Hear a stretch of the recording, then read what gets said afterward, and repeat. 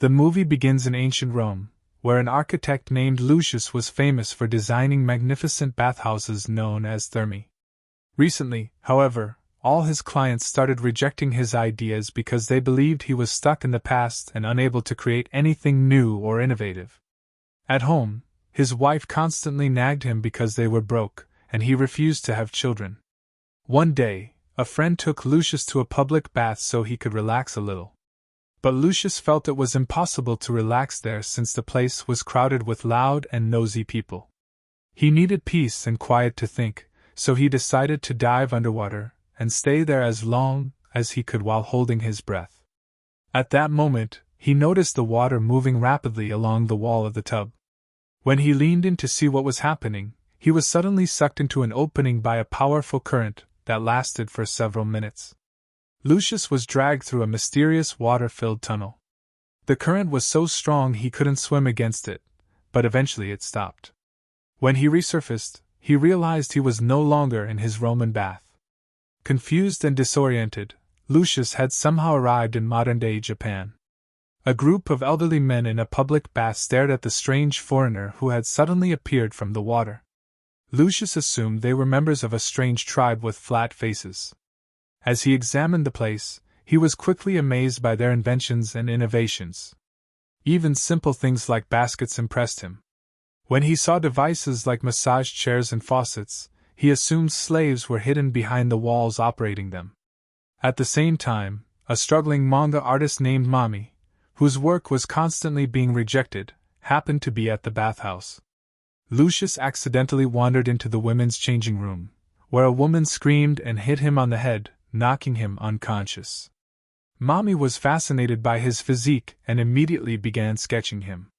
Later, he was taken away from the women's area, and when he woke up, someone handed him a drink and showed him how to open the bottle.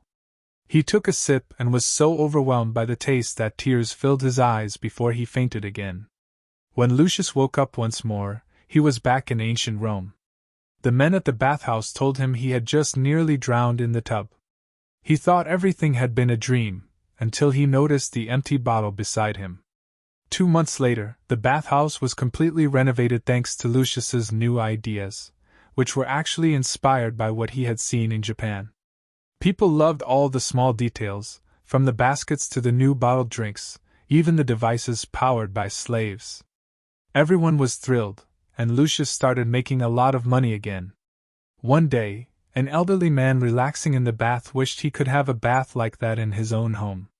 While Lucius was underwater thinking about whether it was possible, he was suddenly pulled away by another current. This time, he appeared in a bathroom inside a modern Japanese home. Shortly after, an elderly man entered and asked for help bathing. Lucius was confused and didn't understand the language, but the old man patiently showed him how to use everything, including the shower and a cap designed to keep shampoo out of the eyes. At that moment, Mommy walked in. It turned out to be her house. She was thrilled to see Lucius again and ran to grab her sketchbook. Meanwhile, Lucius accidentally sprayed cologne into his own eyes. By the time Mommy returned, he had disappeared. Back in Rome, Lucius once again applied the ideas he had learned from Japan and created the first private bathtub. The innovation caused a huge sensation and made him incredibly wealthy. But things at home didn't improve. His wife was still unhappy because she wanted children, while Lucius spent all his time working. A major argument broke out, and she eventually left the house. After some time, a messenger came to see Lucius. The emperor had heard about Lucius's inventions and wanted to meet him at the bathhouse.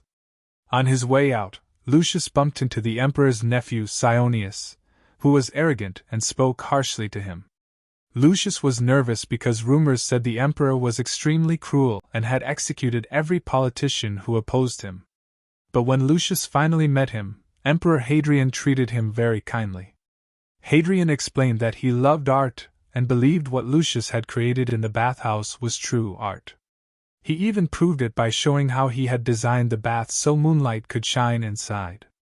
He was so impressed that he asked Lucius to build him a private bath, one filled with brand new ideas no one had ever seen before. Lucius gladly accepted the challenge. That night, Lucius wandered through the city searching for inspiration, hoping to spark his creativity, but nothing came to him. He started feeling guilty because he didn't really have any original ideas. Most of his recent work had been copied from what he saw in Japan. Suddenly, he fell into a hole and disappeared. Meanwhile, Mommy had taken a job at a supply store since her manga career had hit a dead end. The new job was incredibly boring, so boring it was hard for her to stay awake. When she accidentally left the faucet running, the bathtub filled up, and suddenly Lucius appeared inside it. He panicked at first when he felt something strange moving around him, until he realized the tub created bubbles and stayed warm on its own. He was completely amazed. Then Mommy's manager showed up and scolded her for bringing a man into the workplace, ordering her to get rid of him. After taking off his wet clothes, Lucius wrapped himself in a towel and began exploring to learn more. Mommy had to follow him around to keep him out of trouble. He assumed she was his servant and even handed her a coin. Lucius eagerly studied modern furniture and personal care products, discovering how even scented candles could be relaxing. At one point, he urgently needed to use the restroom. He ran inside and was shocked when the toilet seat opened automatically. Once again, he assumed slaves were operating it somehow. While using the toilet, he examined the toilet paper and believed the printed text contained the secrets of the flat-faced tribe. He noticed several buttons on the seat and pressed one, activating the bidet. The overwhelming sense of cleanliness made him feel like he was in heaven. He cried, and vanished again. At the same time, Mommy was fired from her job and returned home carrying the coin and the robe Lucius had worn. When Lucius reappeared in Rome, he immediately got to work and built the perfect bath for Hadrian. He added a seat beside the tub and used slaves to operate mechanisms in place of modern machines. Hadrian was thrilled with the result and awarded Lucius a special contract shaped in a unique design featuring a dog motif. Filled with pride, Lucius rushed home to show his wife, but he found her in an inappropriate situation with his close friend. She yelled at him, saying everything happened because he refused to have children. In the end, they separated. Meanwhile, Mommy gave up on becoming a manga artist. Since she couldn't keep a steady job, she decided to return to her small hometown and help her family at their inn. She couldn't stop thinking about Lucius, so she began studying Roman history. One of the inn's guests happened to be a university professor, and he agreed to examine the coin and robe Lucius had left behind. After running some tests, the professor confirmed they were genuinely hundreds of years old. Unfortunately, the inn wasn't doing well financially, and her parents couldn't support her for long, so Mommy signed up for a matchmaking service to find a husband. As for Lucius, he fell into deep depression after his wife ran away with his so-called friend. One day, Antinous, the emperor's right-hand man, approached him, worried about Hadrian. It turned out the emperor was depressed too after losing his beloved, and he had convinced himself that a crocodile was her reincarnation. So he gave Lucius a new mission: design a comfortable place for the crocodile to live. Lucius once again searched for inspiration. On his way to the emperor's bath, Lucius saw Cyaeonius violently mistreating a woman and immediately intervened. The interruption allowed the woman to escape. Cyaeonius insulted Lucius again before leaving. When Lucius checked the water flow in the tub, he was suddenly pulled back to modern Japan. The first time, he appeared in a lake where women were celebrating a fertility festival. Believing he was a blessing, they jumped on him and pushed him back underwater. The next time, he emerged inside a crocodile cage at a local wildlife sanctuary. At that moment, Mommy was on an awkward date with a potential future husband, but as soon as she saw Lucius, she abandoned the date to rescue the strange Roman man.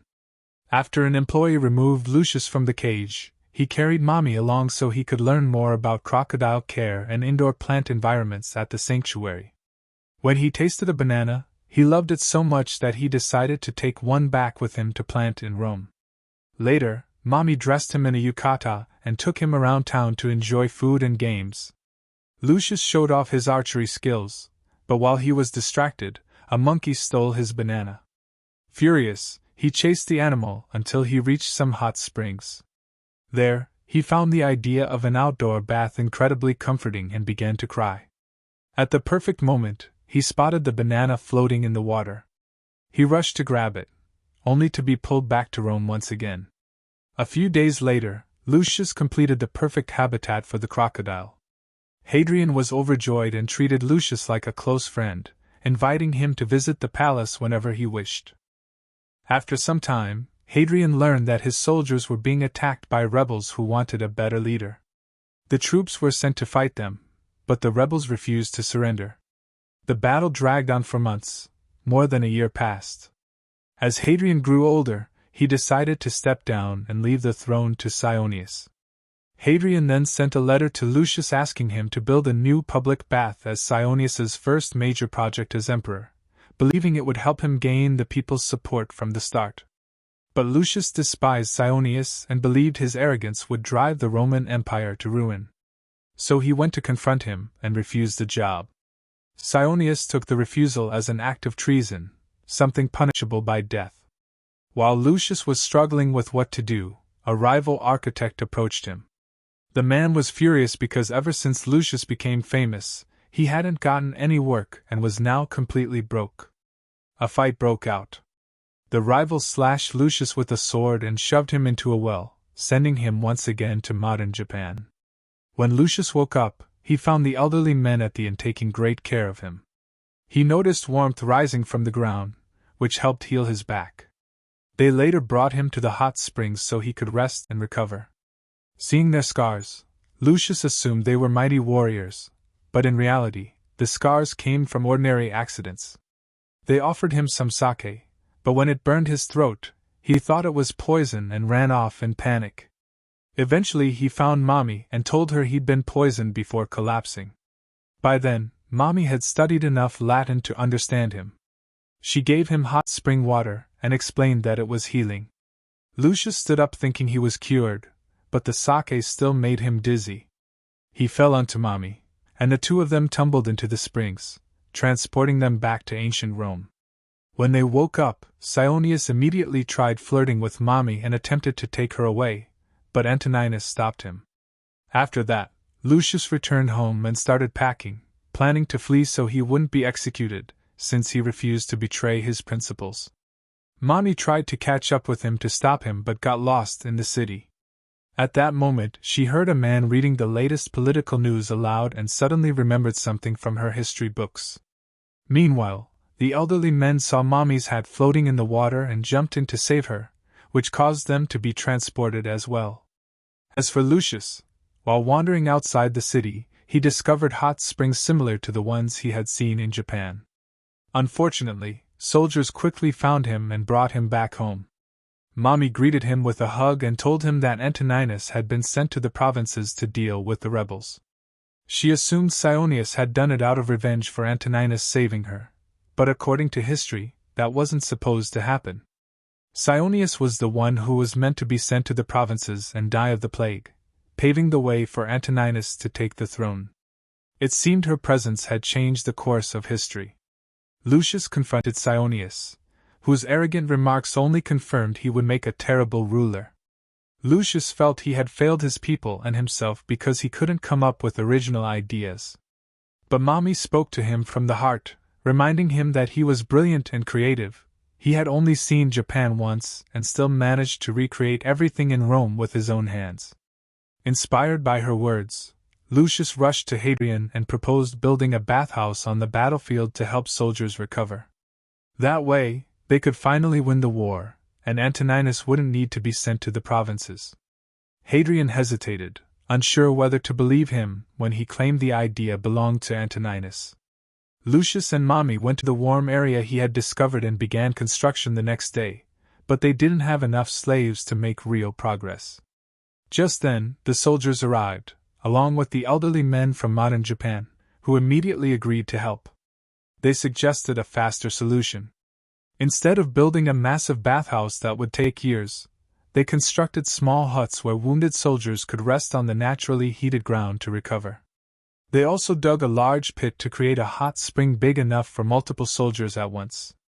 Day by day, they built more huts and helped more soldiers, allowing the army to keep fighting.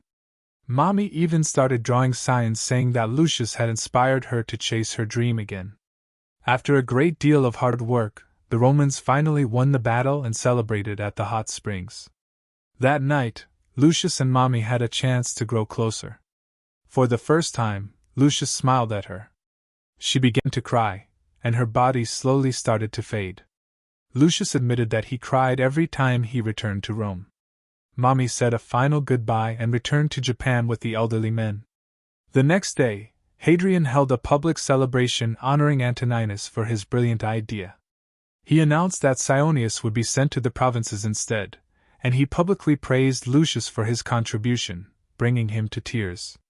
Back in the present, Mommy was finally happy.